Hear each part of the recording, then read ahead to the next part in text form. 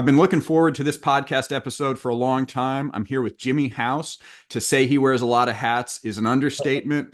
Guy's a personal trainer. He's an online content creator. He's a bodybuilder. He's a power lifter. He's a jiu-jitsu black belt. I think he's a professional wrestler of the WWE variety as well. Jimmy, did I leave anything out? No, yeah, you got it for sure. WWE is the goal, but I just started the pro wrestling journey a couple years ago, so a little bit more of a beginner in that sense there. But yes, pro wrestling is my current endeavor.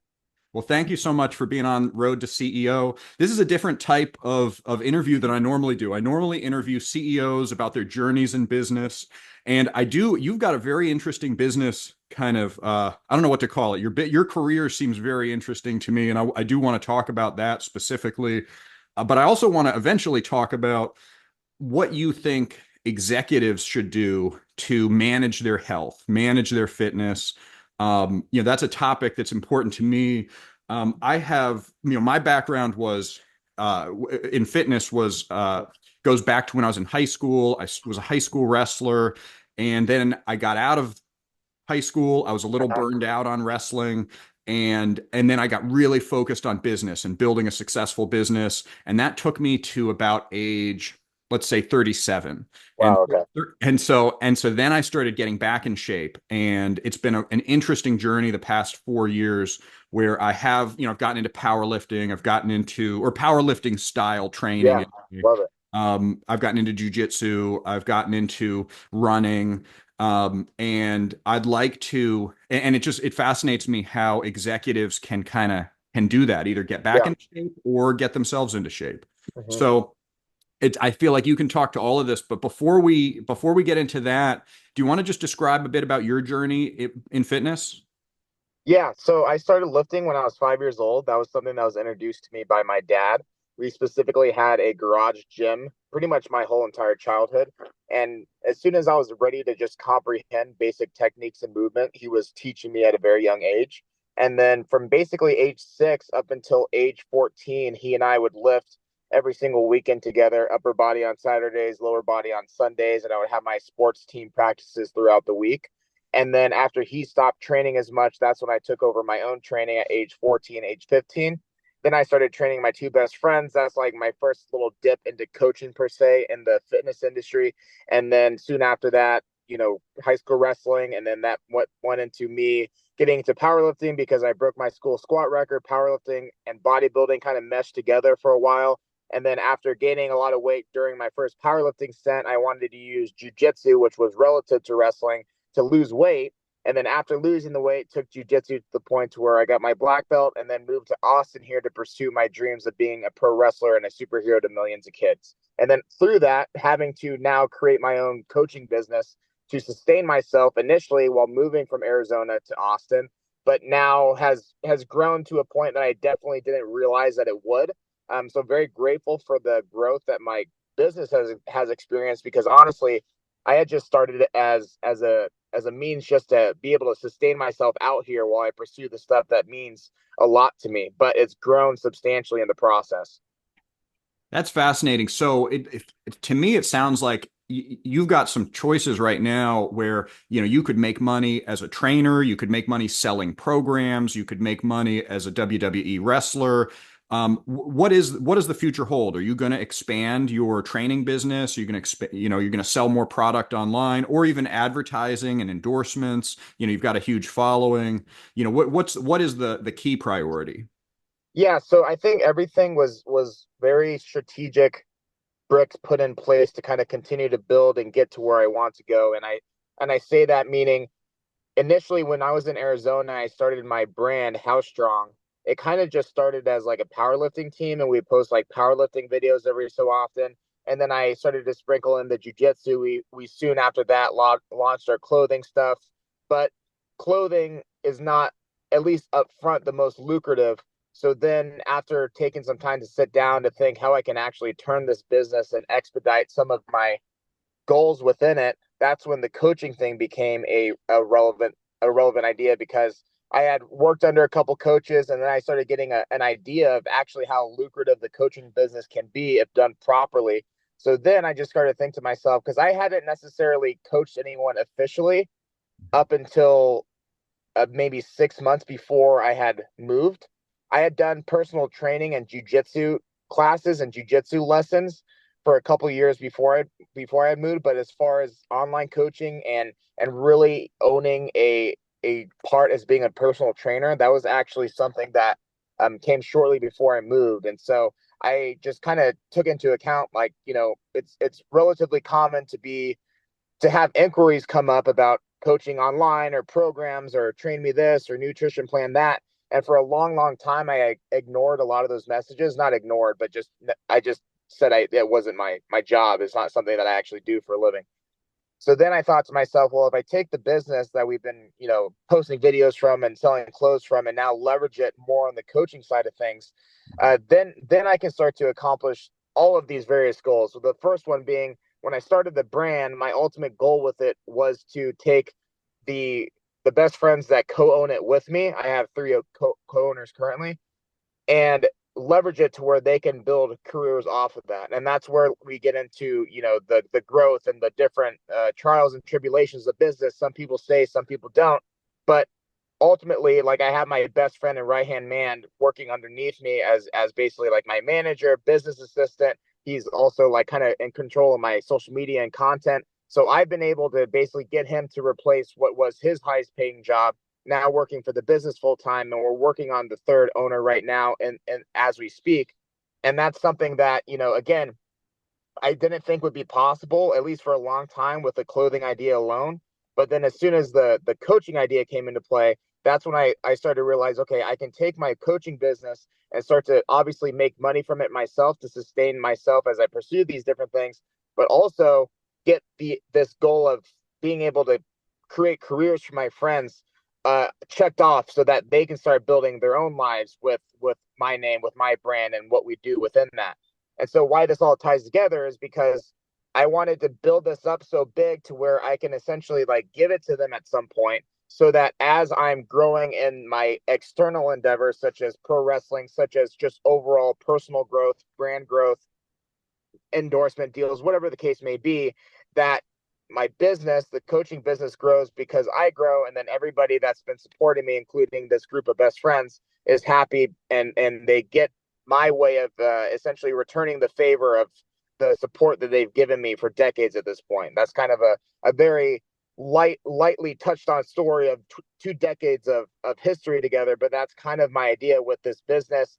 Sustain myself now, give it to the people I care about the most in the future, build myself to be able to be on a platform to where I can take care of what I actually want to do, to be able to be a superhero to kids, to be able to be front and center on the big screen, these different things, and just have my business that's already established benefit because of my growth outside of it.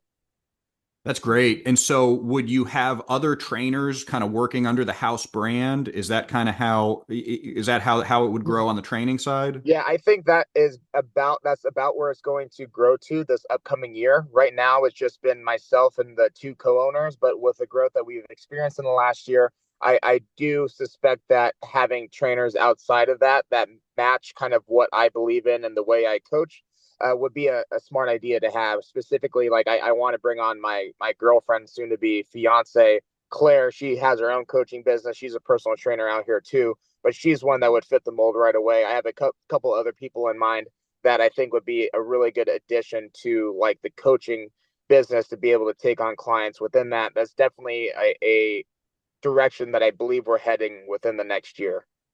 So I've been followed the fitness space online for, let's say, 5 years now. I got Mm-hmm. back into it when I started coaching wrestling at my former high school. Awesome. And I got kind of beat up the first day, and like my shoulders hurt. And I was like, okay, this is not sustainable. I've got to strengthen my joints. I've got to get Right. in shape, or I'm just going to be injured and I'm not going to be any use to anybody. Uh-huh.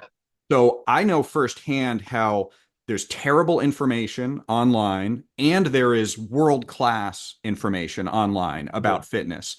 And when I would say, and this is just a subjective thing, but I would say like 5 years ago, the ratio of terrible advice to good advice would be, let's say 80-20. And most of the time you'd be seeing bad advice from fitness influencers.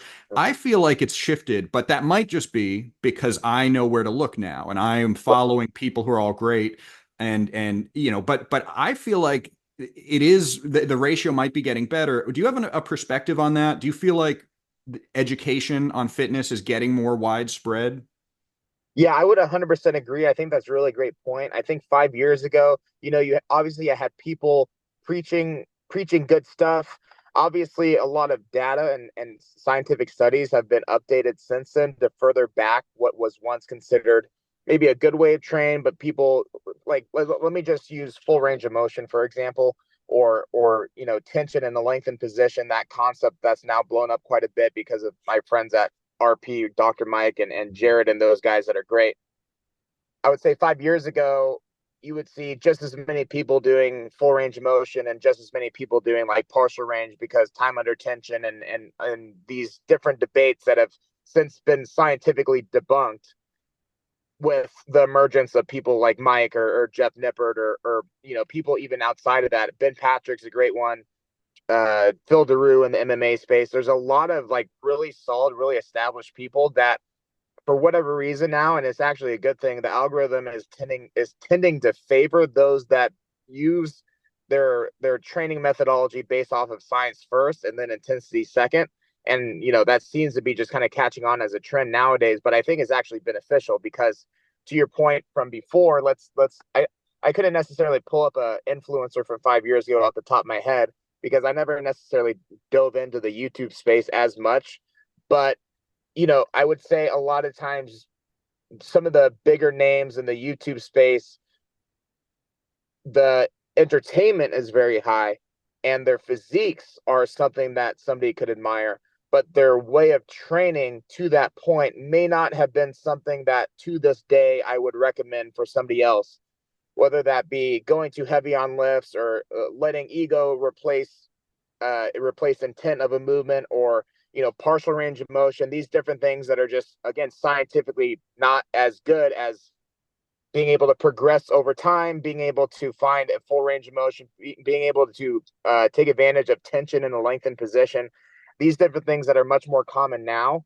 I think that nowadays the the majority of people I see, let's take the gym that I train at, for example, if I could just kind of look around and just observe your average, let's say your average 20 to 23-year-old kid that maybe has been lifting since high school, if they're just spending, an hour or so a day on Instagram and their algorithm is working in the favor of lifting, there's probably a pretty good chance they're catching some sort of solid information, especially because of how hot people like Dr. Mike are now, the Jeff Niffords, and they're preaching stuff that I wholeheartedly agree with. Mhm. There's exercises that they do that I don't personally do myself out of preference, but there's very few things where I watch these people's content and I just straight up disagree. And I think that's like a huge benefit nowadays because I see a lot more people taking full range of motion seriously, taking eccentric seriously, stuff like that. And it's much less common to see ego lifting or not paying attention to the eccentric of a lift, stuff like that. So I would say that it's trending in a pretty good direction, to be honest. And I would assume that it would only continue to trend that way Yeah. because these people are dominating the space. Yeah, that's what I'm seeing as well. I think, and I don't know if that's just credit to Google for, and YouTube for kind of recognizing that they are high quality sources, or maybe people are really sharing that type of content more regularly, and that's, it's all kind of working together to Yeah. promote it. So, Yeah. let's talk about executives, and we could just think of busy professionals, people who don't have physically demanding jobs, they've got mentally demanding jobs, Yep. and they're out of shape. I know not all of them are, but Mhm. for the sake of conversation here, let's just talk about somebody that is out of shape. They've got an executive level job, and they don't know where to start. What do you recommend if somebody like that were to come to you as a client? So this is a great question because living in Austin, I've actually gained quite a bit of experience working with this type of individual. I work with a good handful of very successful business owners, but I would say the biggest one, at least the one that's most relevant right now, would be Brigham Bueller out of Ways to Well in Austin. He's been on Joe Rogan 3 times. He was just Mhm. on Joe Rogan like 2 weeks ago. He spoke in front of the Senate about healthcare and he's like actually kind of a part of the campaign that they're doing right now to like pay more attention to healthcare and all that stuff. So if you look him up, Ferris Bueller on Instagram, and his company is Waste to Well. So he's the CEO of that, and then of a couple other companies as well. But I see him typically, unless he's traveling, which is also very common, 3 times a week.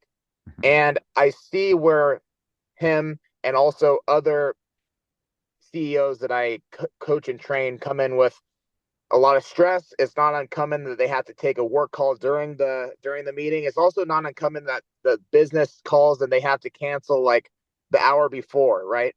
And in an executive role like that, from my perspective, I think the people say like Brigham, who try their best to prioritize fitness outside of lifting. He also does Muay Thai a couple times a week too. Mhm. He explains it from his perspective. He owns like a health and wellness company basically with Waste to Well. So for him to be the CEO of that and be out of shape, that just is doesn't look right. That's his first thing up front.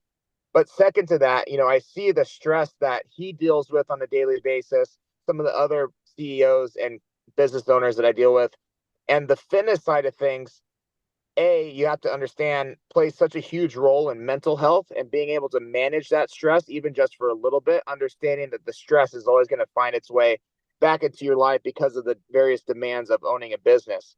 So I see up front where the business owners really appreciate that time in the gym as a stress reliever. So that's like one of the main motivations up front why an executive should consider even starting, is because what it can do there. Yeah. Some of the struggles within that I've noticed is that they acknowledge that exercise and fitness is definitely a stress reliever, but sometimes they have a hard time breaking themselves away from the stress to either A, show up, or B, be focused within the workout. So that's like another level to the struggle. My general advice based upon what I've seen is that as long as that said business executive or owner can get themselves to the gym, to the workout, and again, if you have the means, hire a trainer that can kind of do some of the mental work for you, so you can just kind of go on autopilot and just enjoy being in the gym and not being stressed. Once you're there and you're going through and your trainer is doing his job, then a lot of times you see that stress and thoughts start to go away a little bit, and it's a lot easier to then come out of that workout and be glad that you did it, even though going into it, a lot of these people even tell me that like they didn't even want to show up that day because of this stress, or that stress. I think the second aspect of that, we talk about mental health first, we talk about physical health second.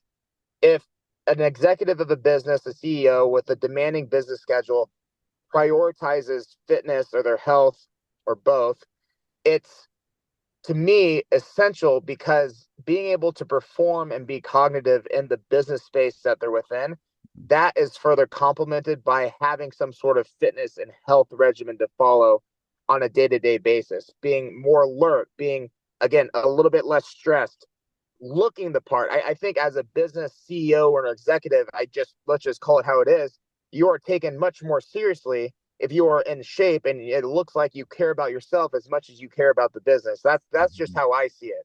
It might be an ignorant viewpoint, but if I'm talking to somebody that's, you know, the who's who of business and they're out of shape, I take them a little bit less seriously than the guy that is the CEO, is a multimillionaire, and he has a six pack, right? Because I'm like, okay, this guy, I don't even know who he is, but he clearly takes the shit seriously and he cares a lot about his health. So like this person is like on point. So not only can I learn from this person, but I'm going to be more inclined to listen and obey whatever this person is asking me. That's how I see it personally. So for me, with the executive side of things, I think it helps with your performance in work. I think it helps with the stress that you deal with in and outside of work. I also feel like it helps with the level of attentiveness that you can gain from those that work underneath you, because you just demand a little bit more respect by showing that you care that much more about your physical health as much as you do the business. I remember when I first started lifting weights again in kind of my later 30s. I remember I got in the gym the very first time and I probably stayed there for 45 minutes. I was doing stuff like lat pull downs, and I hadn't worked with a trainer yet. I hadn't really learned, exactly what to do. So I was just using machines and some free weights. Right. And I remember at the end thinking, wow, I can't remember the last time I went 45 minutes without thinking about business, with Right. just Yeah. focusing, just focusing on what's in front of me. And it was a phenomenal feeling. Yeah, yeah, exactly. And I think you can attest to it. It's you're going to have to come back to it after the workout's over, but there's really nothing wrong with just kind of escaping that for X amount of time, because at the very least, again, you're able to escape, and then maybe you come back into that stress with a more clear Mhm. mind to be Yeah. able to approach things a little bit better. So we're in agreement on the reasons why people should start, kind of how they should think about it. Um, what about how to get them to overcome some of those hurdles? They've got, they could join a CrossFit box and have a group training class. They could work with a one-on-one trainer. They could do virtual training or physical training in person. What do you think and I know everybody's different, but what do you think are some things people should think about with those options? Day one, when they want to begin a fitness journey. What are some Yeah. good options for them there? Yeah. So I think for your average person, assuming this person doesn't have some sort of a fitness routine already set up for themselves, I think your average person is going to demand some sort of accountability, and then some sort of community, or and either or, one or the other. Like I know again, with my people, I'm not sure as much as they I don't know as much as if they care about community as they care about accountability. But also seen in the Austin space where a lot of these people could care less about what they're working out or how or who it is, just as long as there's people around and can kind of motivate them to get through it. That's another aspect to it as well. So I think there's a couple types of individuals when it comes to that. Are you the person that just wants accountability? Like, do you want one individual person keeping you accountable, checking in every week, asking when we're planning our sessions, meeting you at the gym, these different things? Or do you just want the motivation of others working out around you, and you don't necessarily care as much about the structure? So, and if you don't know which type of person you are, definitely try both. If you're in an executive position, I would assume that you probably have the means to some degree to hire a one-on-one trainer. Obviously, the price ranges are gonna range there, but also at the same time, it's worth seeing if the accountability to you is worth an investment to hire somebody to basically do all the grunt work for you and just be able to hold you accountable to make sure that you show up every week. I've always said that as a trainer or as a coach, my ultimate job at the end of the day, even though it may not be the best business mindset, is to train somebody up to where they wholeheartedly feel like they could go out and do it on their own and essentially like leave me. So, and with that, it's like somebody might come in without much of a fitness background, but say after a year or so of working together, and I've heard people say this, they feel very confident to kind of spread the rings and fly away from the nest a little bit, And to me, even though it's like, oh well, damn, I'm not getting their money anymore or whatever, it's also like I've done my job too. Yeah. And going off on a side tangent from the perspective of somebody that's in the coaching field, that should feel like a win, because that win in particular, I look at it as like, yes, this person is walking away for whatever reason, but also at the same time, there's going to be five more people that want the same thing and are starting their journey, and it's gonna pay itself forward. So Yeah. a little bit of advice for any incoming trainers or coaches or anybody like that. I never try to gatekeep money like that when it comes to like clients and everything. Your job is to train the client to be able to come out better than what they came in. And some people that's 3 months, other people that's a year, other people, so be it. If it's a lifetime, great. Yeah. But also at the same time, like if you keep that mindset, you'll be able to apply it to the next 5 people, the next 10 people, and you'll have a very steadily growing business, and you won't even need to worry about any of that. Um, but again, to answer the original question, accountability and community for those that are struggling.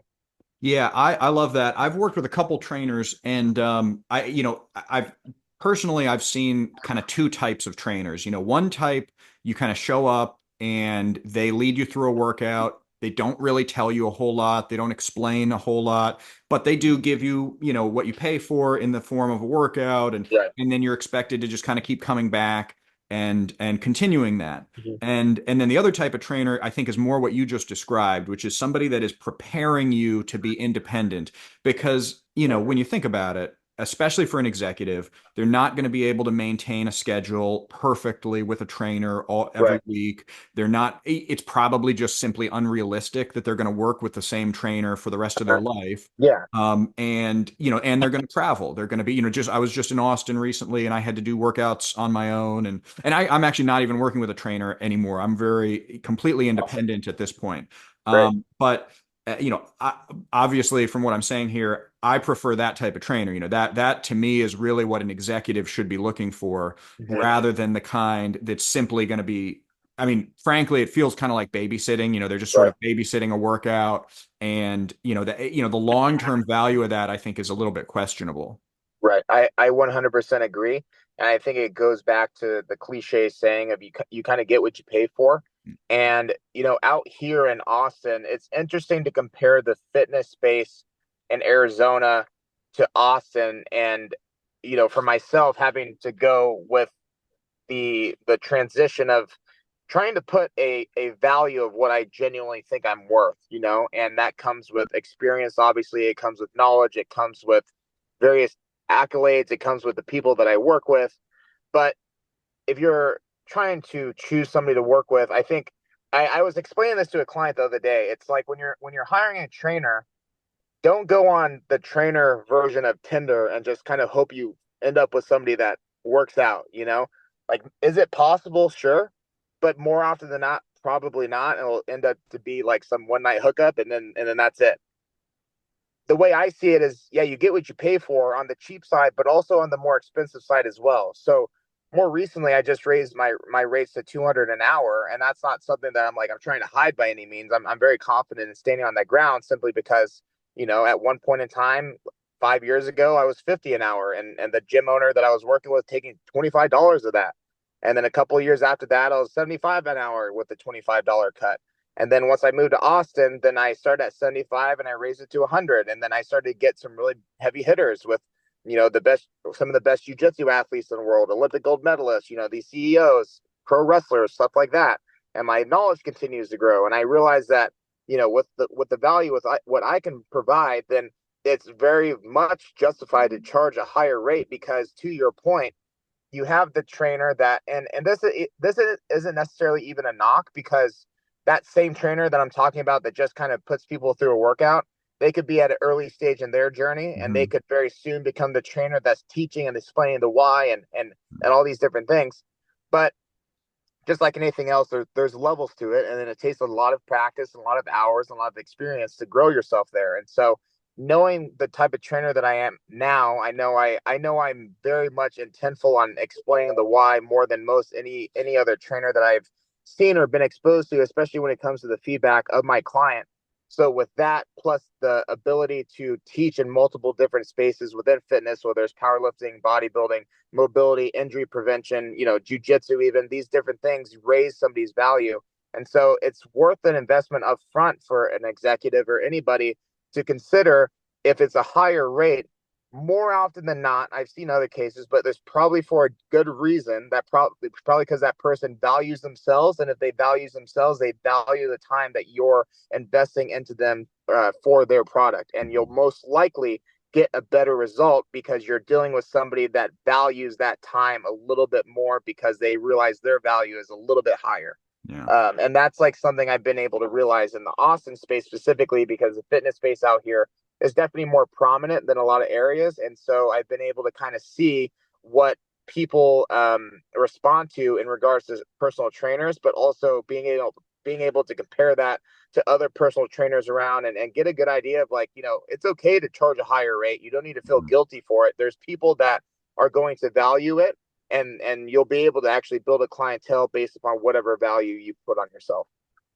Uh, Can you estimate what percentage of a training session would be actually training somebody in movements versus educating them? Is it 50/50? Does it just depend on the client? Right. Yeah, great question. Definitely depends on the client. If it's a brand new client that's coming in, obviously not knowing too much, a lot of it will actually be explanation. And we might be able to get through like 3 or 4 exercises, with each exercise taking 20 or so minutes to explain the ins and outs and the whys, and give little form critiques after every single set and these various things. But then, I might have clients that have been with me for over a year, and they understand conceptually what I am generally looking for. So then, and then also some clients just learn at a faster rate too. So then the explanation goes down a little bit. But, anytime that I'm switching in a new workout or a new problem or a new goal arises, then it kind of almost starts back at ground zero, in a sense that I'm having to now kind of re-explain the why, the how, and what have you to the client, to make sure that before we start any sort of progression physically, there is some sort of mental understanding as to why this is being put in place. Mm-hmm. And I accredit that style of coaching a lot to jujitsu, because through my experience of teaching jujitsu, I actually found that I became a much better lifting coach, because jujitsu, it's hard to kind of not explain why you're doing something when you're teaching something. So then you become very detail oriented, and then when you're learning from some of the best people in the world out here in Austin, John Danaher, Gordon Ryan, these are obviously the cream of the crop. So these are two extremely detail oriented individuals, and I am also that way myself. So when I'm paying attention to these details, it actually helps relay my style of detailed teaching into jujitsu, but then translate it into lifting. And that's usually where a lot of my feedback becomes, where most people are not used to working with a trainer that's super detail oriented. And I take that as a huge compliment, and it's an honor, but I accredit it to actually jujitsu teaching me how to teach and then translating it into lifting. There's a particular cadence that's involved with teaching. There's a particular tone, right? And it's something that is actually really interesting when I sit back and think about it, especially the years of progression to this point. It's even helped me be able to articulate myself on podcasts. Even it's just very interesting how teaching jujitsu has helped evolve me into a leader, a coach, and these various things, and really appreciate the fine details. And so, a lot of times, like in those sessions, to answer your initial question, a newer client, I'll have to kind of remind them, because sometimes a newer client that doesn't know what to expect, sometimes I might be their first trainer. And so if the pace is slower because we're taking time to explain and everything, I always make sure that they understand, these first couple of workouts will be a little bit slower, just so I can get you on board with the technique and why we're doing certain things, and then we'll start to be able to pick up the pace a little bit. But I'm never going to just allow pace to pick up if the person just has no idea what they're doing, because of as good as that might feel in the moment for them, at a certain point is going to hit some sort of a halt, whether it's in progression or motivation, or worst case scenario like an injury or something. And that's what I need to avoid, and as should they want to.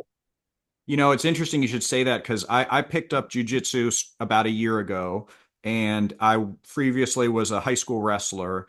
And the differences are really interesting to me, because with high school wrestling, you're on a 3 month clock Right. where, you start in November, you finish in sometime in February, and you have to rush through a lot of learning, Mm-hmm. because within 3 weeks, oftentimes you have your first competition. Right.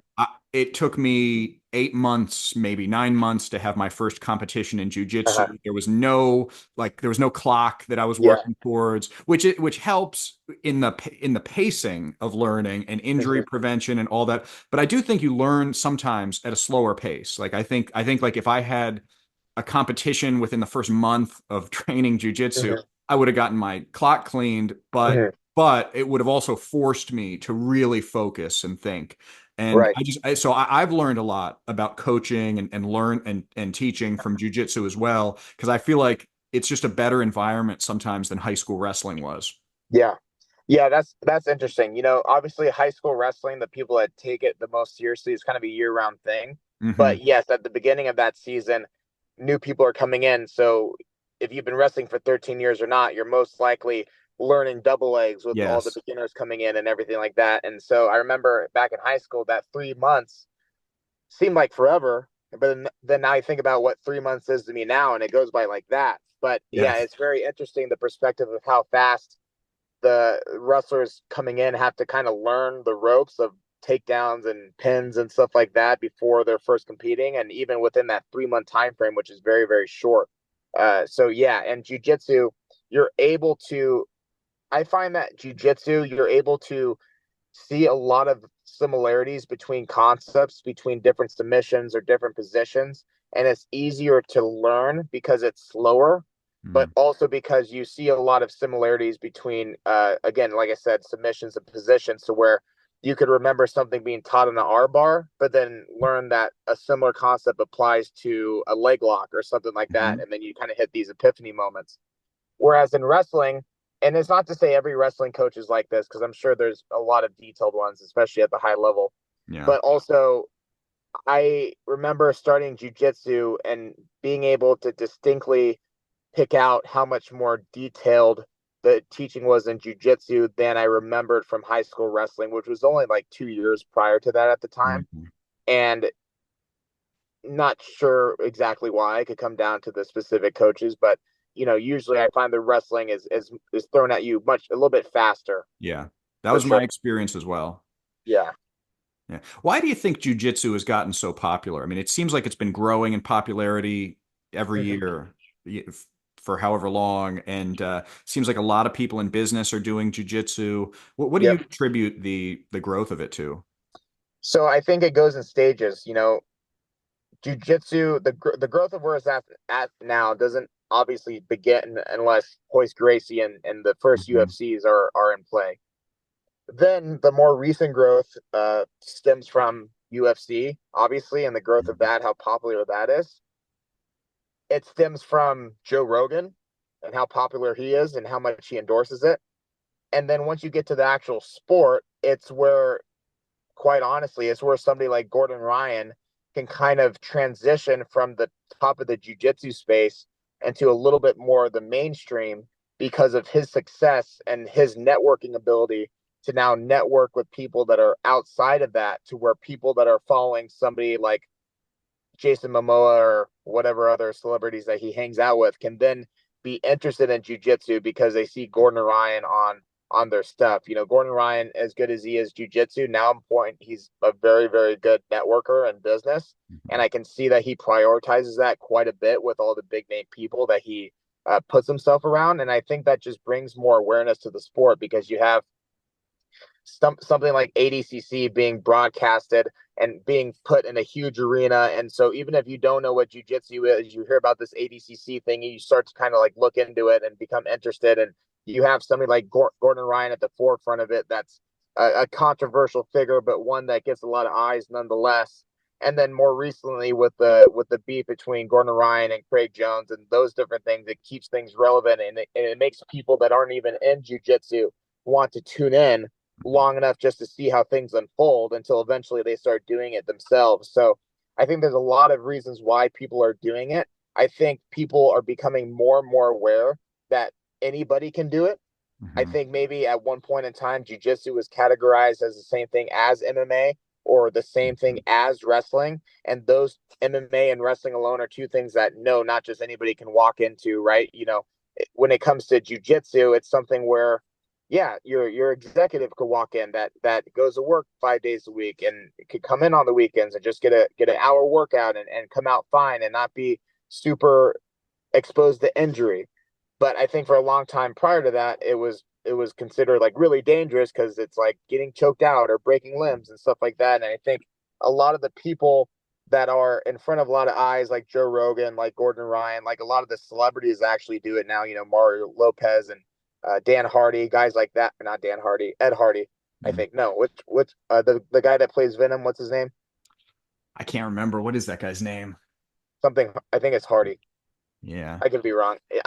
Anyways, I know that he does it, and it's becoming much easier for people to look at average looking people, even if they are celebrities, and think, oh, I can do that, and then nowadays, like with kids, it's become not only something very common to do, but something very common to see kids get really, really competitive at actually too. Whereas, Yeah. when I was a kid, karate was much more the popular thing to put your That's what kid I into. did. Right. And nowadays it's jujitsu. So, and I think that's for the best because jujitsu is just hands down going to be a better art for a kid to learn than karate. But, Mhm. you know, yeah, I think that's pretty much why jujitsu has grown to the point that it has now, honestly. And that and just social media, of course, obviously, but that kind of goes Yeah. into those that are at the forefront of it. So let's talk about injuries for a moment. So, and by the way, I know that you had what I think was a pretty bad knee injury not too long ago, and it looks like your rehab is going great. How is your knee? Thank you. Yeah, yeah. So I had my meniscus repaired 4 months ago. It was a grade 3 bucket handle tear. And so basically what that is when the meniscus tears and essentially flips out of place, your options are at that point are to obviously just kind of live with it. Then you can also remove it entirely or repair it. For pro wrestling, because the meniscus acts as a shock absorber within the knee, I chose to repair it and see if I Mhm. can make it work. But I had that 4 months ago, but actually about a year and a half prior to that, I had a really bad incident, which was actually, in my opinion, worse than this one, where the 270-pound training partner of mine flung himself into the side of my knee, and he had torn my PCL fully, three partial tears in my MCL, a partial tear in my ACL, and then actually fractured my femur in the process, like just barely, but it was a pretty big injury. So that one I actually healed without surgery because the ligaments that were affected, they were either partially torn or the PCL, which can actually heal itself if fully torn.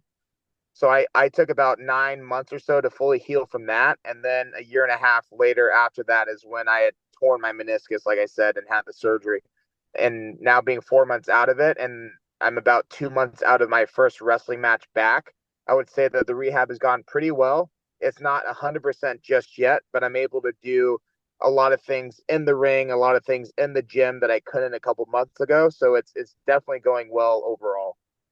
So if somebody is over 40 years old, let's just say, are there things that they should be thinking about when they embark on a fitness journey for, let's just say, for the first time ever? Are there what should they be thinking about in order to prevent injury? My personal view is that a big priority should be simply preventing injury. You know, if you go into a workout and you get injured, you're going to be set back for a long time. Right. You know, and executives, many of them do not have the stomach uh, Mhm. to do a lot of intense rehab, Right. and so for all we know, they would just stop. They wouldn't come back to their fitness if they get injured. So what are your thoughts on preventing injury? Yeah, so that's a great question. And I'll relay my answer specifically for the average CEO that probably doesn't have a lot of time. They may have an hour or even less a day to put into their fitness. So the first thing I would say is that if you're training properly or if you're training under the right trainer, then what you're going to come to realize is that the way that you train, if training properly, you can actually build yourself to prevent injury through the way you strength train or you train to build muscle, aka taking the eccentric seriously, aka that lengthening phase where you're either lowering a weight or Mhm. raising it depending upon the movement. Taking that seriously is a great way to prevent injury, not only within the workout, but long term as well as you build strength through the muscle through every range of motion that you can go through. Second to that, the full range of motion thing, where a lot of times people think mobility is or working on their mobility is a good way to prevent injury, which it is. But if you're subjected to an hour or so a day to work out, and you'd rather see the strength gain or the muscle gain rather than work on your mobility on the side, if you do exercises in the gym in a full range of motion and actually work to progress the range of motion that you can train within, you're going to start to see that your body's going to get a lot more durable. So for Mhm. somebody like myself that this is my life, my body of work is my literal career, I make the time to yes, get stronger and add muscle in the gym, but also put a little bit more extra time into mobility and Mhm. tentative care for my body like that, which is great. If you have the time to do so, I highly recommend it. But if you don't, you can build a very solid base of mobility and build a lot of durability within your muscles and within your joints by just lifting properly. That's like the biggest thing. And so, what does lifting properly mean? We talked about a few aspects, but also talks about, again, either working with somebody that knows how to progress you through week to week or following some type of program that does it for you, or just understanding that weight is not always indicative of progress, understanding that your body does not literally know whether you're lifting 30 pounds or 40 pounds or 50 Mhm. pounds. It just knows that it has to strain X amount in order to move this weight in the range of motion you're demanding it to. So if you can find a way to get the same results out of 50 pounds than you could with 20 pounds, sometimes going with that 20 pounds is the better option, because if I'm moving my that 20-pound dumbbell with a 3-second tempo going down, a pause at the bottom and going up, and I'm doing that for a set of 12, versus maybe with the 50, I have no control going down. I'm going partial range of motion and I'm jerking it up. I'm getting more results out of that 20. And those results are going to be much more sustained as I progress from 20 to 25 to 30 to 35. And by the time I get back to 50, now I can actually control the 50 down with a tempo, pause, and bring it back up without jerking it. Now, not only did I get there safely, but I also got there by increasing my strength unobjectively, like there's no question about it. And I most likely have strengthened my ligaments and tendons throughout that entire process, because as fast as muscle gain and muscle strength occurs, sometimes it's pretty safe to assume that the tendons and ligaments can also get stronger, but that they're usually like lagging behind, a little bit.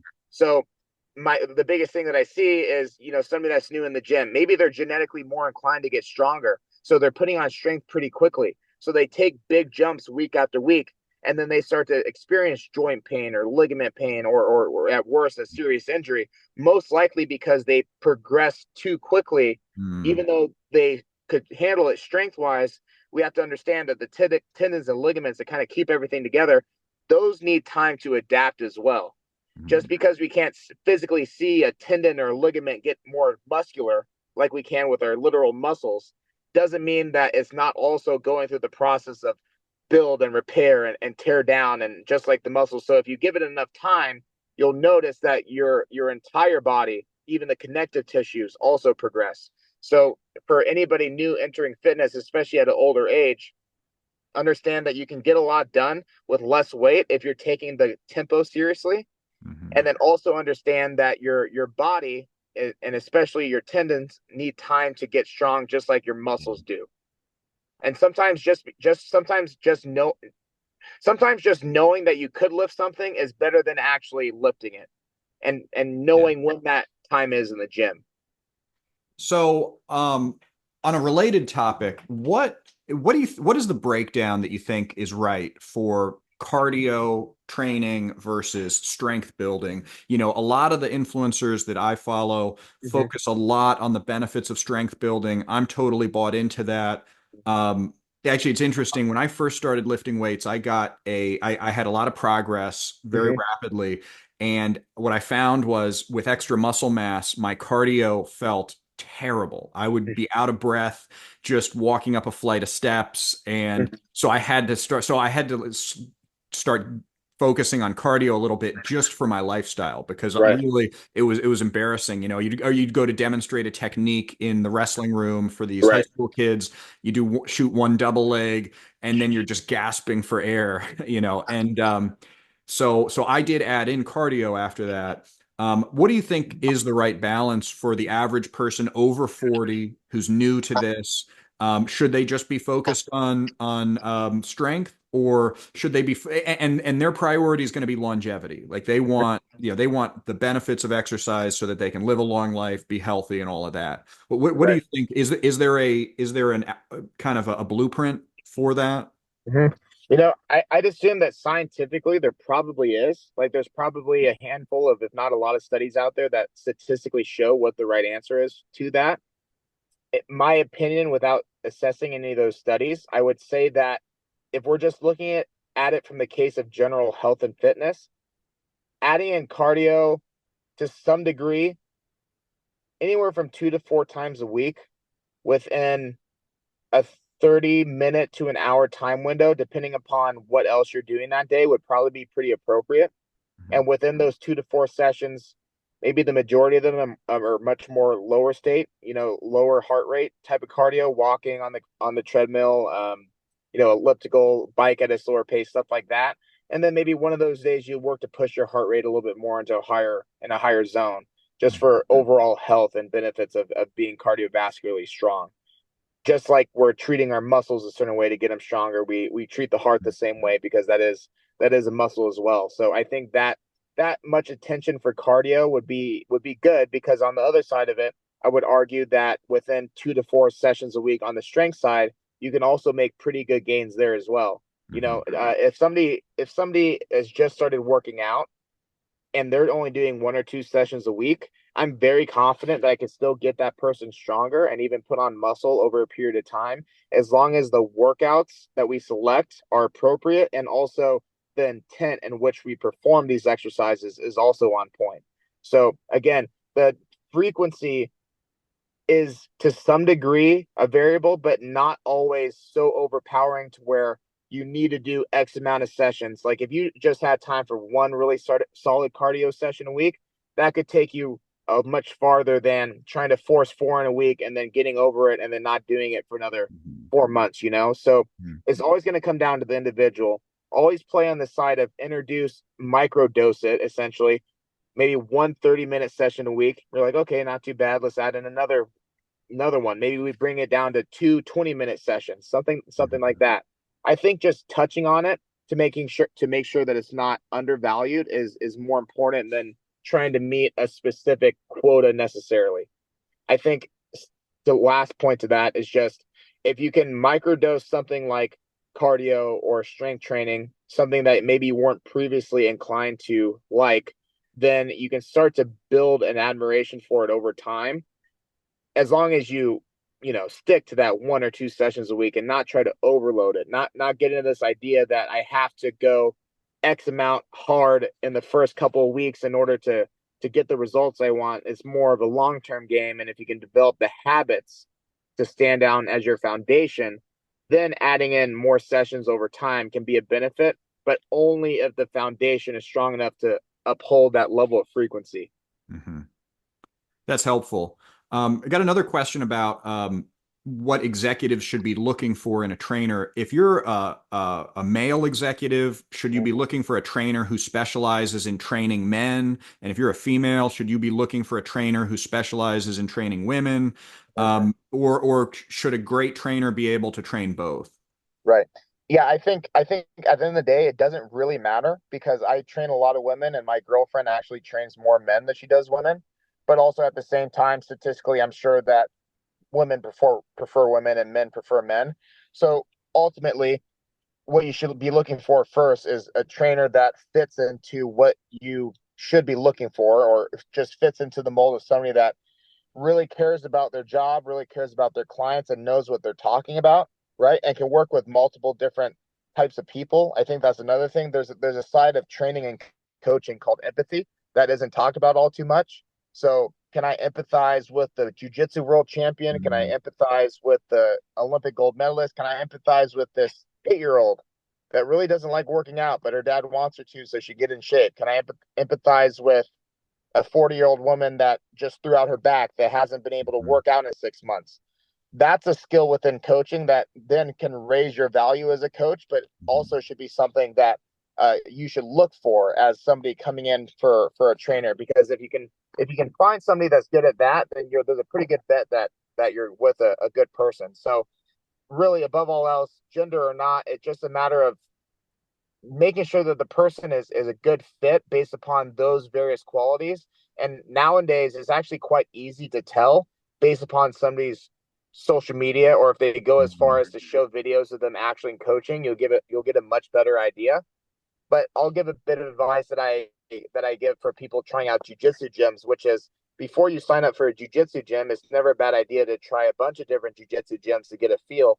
So in the same respect, you could very easily sign up for one session with one trainer and kind of shop around a little bit and pick the person that you deem to be the best fit for you after experiencing them in person. That's a great way to go about it as well.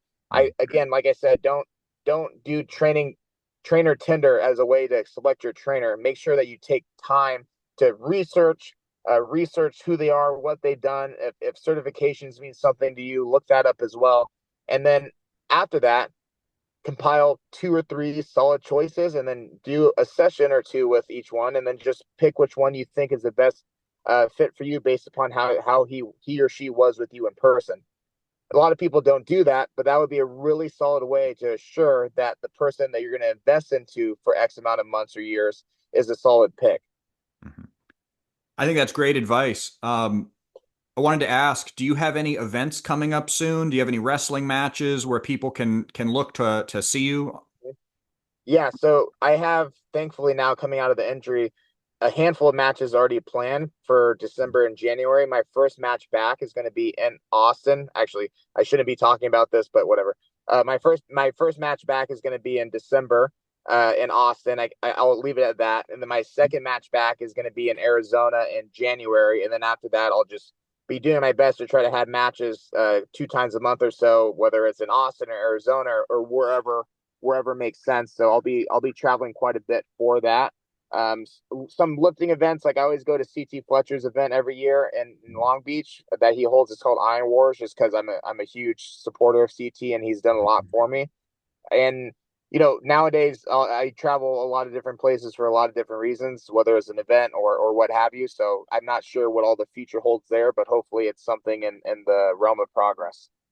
Well, I love following you on Instagram. That's where I mainly see you. I've also seen some podcasts you've done on YouTube. Thank you. Where should people look for you to follow along?